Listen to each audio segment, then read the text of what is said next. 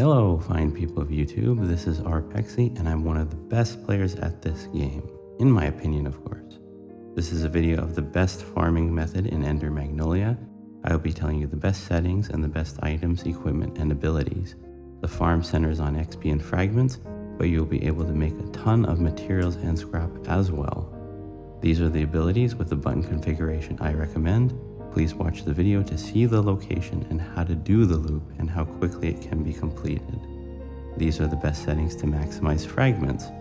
First up, in this pick, we have the no-brainers. Because they won't impact the speed of the farm, we don't care about the status effects, so the first step is to turn them up all the way. Second, you have some flexibility. This pick shows my recommendation, which is raising the attack strength to 1.4. Max HP and attack frequency will slow down the speed of our farming, so we don't want those. Since fragments max out at 2.5, 2.49 is pretty efficient here. As for the totems, equipment, and relics, I will explain them in detail at the end of the video so you can make the most of the farming. For now, please relax and I'll show you how I did the run. After all, even the gentlest breeze can lead those who listen.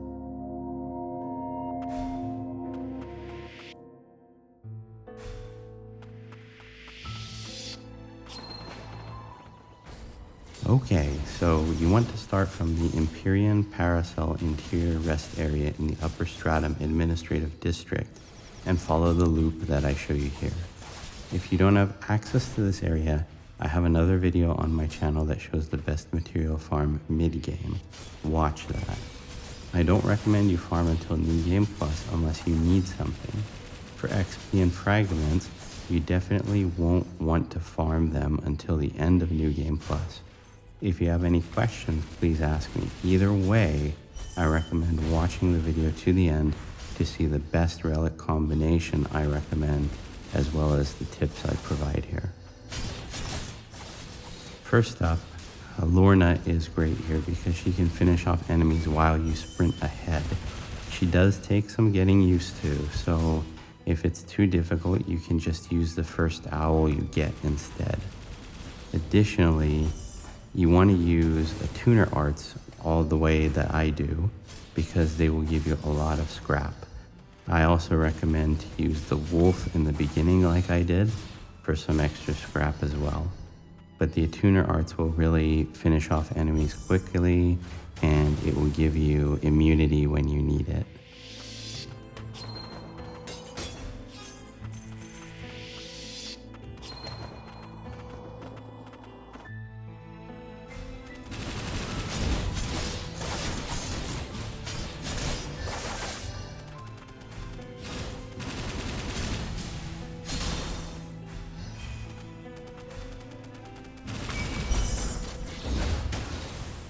Okay, so this finishes the loop. We go back here and then we go through it the same way again and again. You will level up quickly.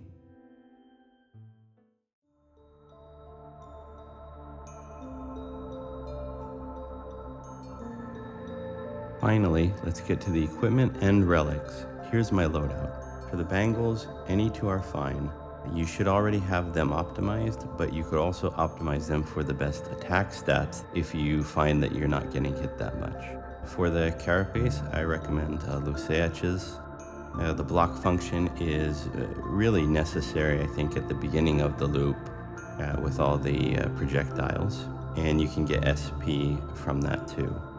I'm also packing the Ares totem because of the SP increase you get if you do happen to get hit. I'd also recommend any SP-related totems as substitutes as well. Basically, we'll want to use the attuner arts a lot because we get a lot of scrap from that, and it helps us to move very quickly through the loop. And for relics, this is my recommended loadout. You can see the first 4 are dedicated to what I call scavenging relics. They will boost your loot for max efficiency.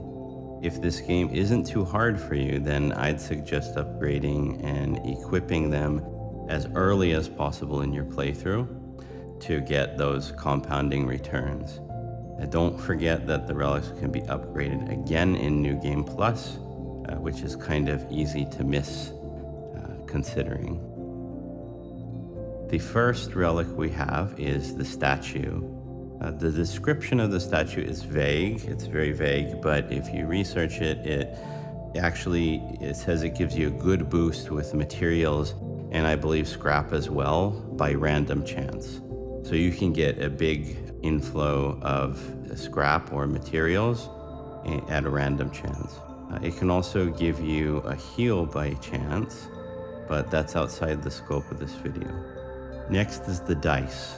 A whopping 30% extra XP when fully upgraded. This is a must to wear if you're going for level 100. I even kept it on for my boss fight in the first playthrough of this game and in NG Plus too, because I knew that it would be hard to get to level 100. The loop here that I showed you, it actually got me my final levels very quickly. So this is highly recommended. After that, we have the Eye of the Beast for the 30% extra materials and the Eye of the Homunculus for the extra 30% scrap. For our battle relics, the remaining relics, I like to call them the battle relics, you should equip the Echo device, which is one of the best battle relics in the game. 25% extra damage dealt by primary abilities. That's the Nola attacks, by the way. And it's also the Rybolg, or whatever he's called, those attacks too, but you won't be using those for this loop anyway. After the Echo device, we have the Magic Strand Charm. I recommend this if you don't get hit too often. In case you do, I do have some alternate loadouts that I'll show you later. But with this one though, you get extra 20% attack as long as your health is 100%. Then you have the Cracked Magicite Dagger for the extra 25% on Attuner Art damage. This build is a high SP accumulation build, so we can move quickly using the Attuner Arts and gain bonus scrap, so this is highly recommended item. The Eye of the Ancients gives us 25% faster cooldown on Leto's Punch, which is a great damage dealer. The cooldown syncs up well with the enemy counter rate here. The Nameless Priestess's Ring is a must-have for any SP build for its 25% SP gain on attacks. It can be further stacked with other items and it's essential for this build. Finally, we have the Attuner's Earrings, which fill the SP gauge by 8% when you dispatch an enemy. 3 runner-ups for alternative builds are the Chain Belt for the extra damage, the House Milius Earrings for the extra damage with Lorna or the Owl, and the Chief Attuner's Ring for the extra 15% SP gauge gain while attacking. If my build needs some tweaking for your playstyle, I'd recommend builds 2 or 3 here. It just depends on whether you favor attack or the SP Attuner Arts, and whether or not you can do the loop without actually getting hit. As a final bonus, this here was my loadout when I finished the good version of the game. I think I used the Owl instead of Lorna though, but anyway, I finished that battle on my first try. Feel free to make a set and tweak it.